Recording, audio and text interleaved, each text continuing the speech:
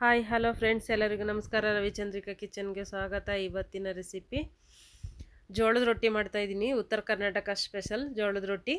ತುಂಬ ಸಾಫ್ಟಾಗಿ ಈಸಿಯಾಗಿ ಯಾವ ರೀತಿ ಮಾಡ್ಕೊಳ್ಳೋದು ರೊಟ್ಟಿನ ಬನ್ನಿ ತಿಳಿಸ್ಕೊಡ್ತಾ ಇದ್ದೀನಿ. ಇಲ್ಲಿ ನಾನು ಎಷ್ಟು ಬೇಕಷ್ಟು ನಾನು ಜೋಳದ ಹಿಟ್ಟನ್ನ ತೊಗೊಂಡು ಜಲ್ಡಿ ಮಾಡಿಕೊಂಡು ಅದಕ್ಕೆ ರುಚಿಗೆ ತಕ್ಕಷ್ಟು ಉಪ್ಪನ್ನ ಹಾಕ್ಕೊಂಡು ನಾನಿಲ್ಲಿ ಬಿಸಿನೀರನ್ನ ಕಾಯಿಸಿಟ್ಕೊಂಡಿದ್ದೀನಿ. ಬಿಸಿನೀರನ್ನ ಚೆನ್ನಾಗಿ ಕಾಯಿಸಿಟ್ಕೋಬೇಕು. ನೀವು ಗಂಜಿ ಬೇಕಾದ್ರೂ ಮಾಡಿಕೊಂಡು ಗಂಜಿಲು ಕೂಡ ಕಾಯಿಸ್ಕೋದು, ಹಿಟ್ಟನ್ನ ಕಲಿಸ್ಕೋಬೋದು. ನಾನಿಲ್ಲಿ ಬಿಸಿನೀರನ್ನ ಹಾಕ್ಕೊಂಡು ಕಲಿಸ್ಕೊತಾ ಇದ್ದೀನಿ. ಸ್ವಲ್ಪ ಸ್ವಲ್ಪ ನೋಡ್ಕೊಂಡು ನೀರನ್ನ ಹಾಕ್ಕೊಂಡು ಮಿಕ್ಸ್ ಮಾಡ್ಕೊಳ್ಳಿ. ಒಂದೇ ಸರಿ ನೀರು ಹಾಕ್ಬಿಟ್ರೆ ಅದು ಹಿಟ್ಟು ತೆಳುವಾಗ್ಬಿಟ್ರೂ ಹದ ಬರಲ್ಲ. ಅದಕ್ಕೋಸ್ಕರ ಸ್ವಲ್ಪನೇ ಹಾಕ್ಕೊಂಡು ಚೆನ್ನಾಗಿ ಮಿಕ್ಸ್ ಮಾಡ್ತಾ ಹೋಗಬೇಕು. ಹಿಟ್ಟು ನಾವು ಚಪಾತಿ ಹಿಟ್ಟಿಗಿಂತ ಇನ್ನೂ ಸ್ವಲ್ಪ ಇದಾಗಿದ್ರೇ ಚೆನ್ನಾಗಿರುತ್ತೆ ಲಟ್ಸೋದಕ್ಕೆ. ಹಾಗಾಗಿ ಚೆನ್ನಾಗಿ ಈ ಥರ ಕಲಿಸ್ಕೊತಾ ಇರಬೇಕು. ಹಾಗಿದ್ರೆ ಯಾರೆಲ್ಲ ನನ್ನ ಚಾನಲ್ನ ಸಬ್ಸ್ಕ್ರೈಬ್ ಮಾಡದೆ ನೋಡ್ತಾ ಇದ್ದೀರಾ, ದಯವಿಟ್ಟು ಸಬ್ಸ್ಕ್ರೈಬ್ ಮಾಡ್ಕೊಳ್ಳಿ, ಲೈಕ್ ಮಾಡಿ, ಶೇರ್ ಮಾಡಿ, ದಯವಿಟ್ಟು ಸಪೋರ್ಟ್ ಮಾಡಿ. ನಾನು ಮಿಕ್ಸ್ ಮಾಡ್ತಾಯಿದ್ದೀನಿ ಚೆನ್ನಾಗಿ. ಇವಾಗ ತುಂಬ ಆರೋಗ್ಯಕ್ಕೆ ತುಂಬಾ ಒಳ್ಳೆಯದು.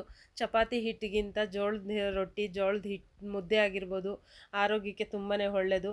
ರಾಗಿ ಹೇಗೋ ಹಾಗೇ ಇದು ಜೋಳದ ಹಿಟ್ಟು ಕೂಡ.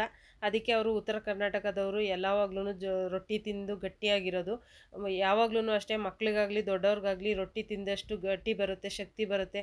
ಹಾಗಾಗಿ ರೊಟ್ಟಿನ ಯಾವಾಗಲೂ ತಟ್ಟಿಸ್ಕೊಂಡು ತಿಂತಾಯಿರಿ. ಇವಾಗ ಚೆನ್ನಾಗಿ ಹಿಟ್ಟನ್ನ ಕಲಸಿದ್ದೀನಿ. ಚೆನ್ನಾಗಿ ನಾದ್ಕೋಬೇಕು. ಹಿಟ್ಟ ಎಷ್ಟು ನಾದ್ತೀವೋ ಅಷ್ಟು ರೊಟ್ಟಿ ಚೆನ್ನಾಗಿ ಬರುತ್ತೆ. ಈ ಥರ ನಾದ್ಕೊಂಡು ಹಿಟ್ಟನ್ನ ಹಾಕ್ಕೊಂಡು ಹಸಿಟ್ಟು ಹಾಕ್ಕೊಂಡು ಚೆನ್ನಾಗಿ ಈ ಥರ ತಟ್ಟಬೇಕು. ತುಂಬ ಈಸಿ. ರೊಟ್ಟಿ ತಟ್ಟೋದೇನು ಕಷ್ಟನೇ ಅಲ್ಲ, ತುಂಬ ಈಸಿಯಾಗಿ ಬರುತ್ತೆ. ಅವರು ಡಬ ಡಬ ಅಂತ ಬಡಿತಾರೆ. ಅದು ಸೌಂಡು ಏನು ಬಡಿಬೇಕು ಅಂತಲೇ ಇಲ್ಲ. ನಾವು ಹಿಂಗೆ ಲಟ್ಟಿಸ್ತಾ ಇರ್ತೀವಿ, ಹಂಗೆ ಬರ್ತಾ ಇರುತ್ತೆ ರೊಟ್ಟಿ. ನಾವು ಎಷ್ಟು ತೆಳ್ಳಗೆ ಲಟ್ಟಿಸ್ತೀವಿ ಅಷ್ಟು ಚೆನ್ನಾಗಿ ಬರುತ್ತೆ. ಈ ಥರ ಅರಿಬೇಕು. ಒಂದು ಚಪಾತಿ ಹಿಟ್ಟಷ್ಟು ನಮಗೆ ಕಷ್ಟ ಅನಿಸಲ್ಲ. ಇದು ಸಾಫ್ಟಾಗಿರುತ್ತಲ್ಲ, ಹಾಗಾಗಿ ನೀವು ಹಿಟ್ಟು ಹಾಕ್ಕೊಂಡು ಕೆಳಗಡೆ ಸ್ವಲ್ಪ ಅಂಟದಂಗೆ ನೀಟಾಗಿ ಮೇಲೆ ಸ್ವಲ್ಪ ಕೈಗೆ ಇದು ಪೌಡ್ರನ್ನ ಹಾಕ್ಕೊಂಡು ಲಟ್ಟಿಸಿದ್ರೆ ತುಂಬ ಚೆನ್ನಾಗಿ ತೆಳುವಾಗಿ ಬರುತ್ತೆ. ಇವಾಗ ತವಾಗ ಹಾಕ್ಕೊಂಡಿದ್ದೀನಿ. ಮತ್ತು ಇನ್ನೊಂದು ರೊಟ್ಟಿನ ಅದೇ ಥರ ನಾನು ತಟ್ಕೊತಾ ಇದ್ದೀನಿ ನೋಡಿ. ಅದು ಕೆಳಗಡೆ ಹಿಟ್ಟು ಹಾಕ್ಕೊಂಬಿಟ್ರೆ ಅದು ಒಂಚೂರು ಅಂಟಲ್ಲ. ಮೇಲೆ ಕೈಗೊಂದು ಸ್ವಲ್ಪ ಕೆಳಗೊಂದು ಸ್ವಲ್ಪ ಹಿಟ್ಟು ಹಾಕ್ಕೊಂಡು ಈ ಥರ ನೀಟಾಗಿ ತಟ್ಕೊಂಬರ್ಬೇಕು. ಫಸ್ಟು ಅಂಚಿಂದ ಎಲ್ಲ ತಟ್ಕೊಂಬಂದರೆ ಮಧ್ಯದಲ್ಲೇ ತಟ್ಟಿದ್ರೆ ಏನಾಗ್ಬಿಡುತ್ತೆ, ಮಧ್ಯದಲ್ಲಿ ಒಡ್ಕೊಂಬರುತ್ತೆ. ಹಾಗಾಗಿ ಏನಾಗಬೇಕು, ಅಂಚಲ್ಲಿ ಮಂದ ಇರುತ್ತೆ. ಅದಕ್ಕೆ ಫಸ್ಟು ಅಂಚಿಂದನೇ ತಟ್ಕೊಂಡು ಅಂಚಿಂದ ಮತ್ತು ಮಧ್ಯದನ್ನು ಮಿಡಲ್ಗೆ ಎರಡು ಕಡೆನೂ ತಟ್ಕೊಂಡು ತಿರುಗಿಸ್ತಾ ತಟ್ಟಿದರೆ ನೀಟಾಗಿ ಎಲ್ಲ ಸೈಡನ್ನು ಒಂದೇ ಸಮ ಬರುತ್ತೆ. ಚಪಾತಿಗಿಂತ ಇನ್ನೂ ತೆಳುವಾಗಿ ಬರುತ್ತೆ ರೊಟ್ಟಿ. ಅಷ್ಟು ಸಾಫ್ಟಾಗಿರುತ್ತೆ, ತಿನ್ನೋದಕ್ಕೆ ಗಟ್ಟಿ ಕೂಡ ಆಗಲ್ಲ.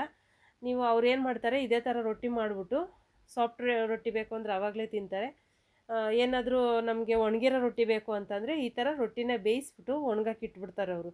ಹಾಗಾಗಿ ಅವ್ರಿಗೆ ಯಾವಾಗ ಬೇಕಾದ್ರೂ ಅವರು ರೊಟ್ಟಿನ ತೊಗೊಂಡು ತಿನ್ನೋಕ್ಕಾಗತ್ತೆ ಅಂತ ಒಂದು ಸತಿ ರೊಟ್ಟಿ ತೊಟ್ಟು ಇಟ್ಬಿಟ್ಟು ಒಣಗಿಸ್ಕೊಂಡು ತಿಂತಾರೆ. ಒಣಗಿದ ರೊಟ್ಟಿ ಇನ್ನೂ ಸೂಪರಾಗಿರುತ್ತೆ. ಸಾಫ್ಟ್ ರೊಟ್ಟಿ ಬಲ್ಲಿ ಜೊತೆ ಗೊಜ್ಜು ಜೊತೆ ಇನ್ನೂ ಚೆನ್ನಾಗಿರುತ್ತೆ. ಇವಾಗ ನಾನು ಅದೇ ಇದರಲ್ಲಿ ಎಣ್ಣೆ ಬದನೆಕಾಯಿ ಗೊಜ್ಜು ಮಾಡಿಟ್ಟಿದ್ದೆ. ಉತ್ತರ ಕರ್ನಾಟಕ ಸ್ಪೆಷಲ್ ಜೋಳದ ರೊಟ್ಟಿ ಮತ್ತು ಎಣ್ಣೆ ಬದನೆಕಾಯಿ ಗೊಜ್ಜು ರೆಡಿಯಾಗಿದೆ. Thank you friends, bye.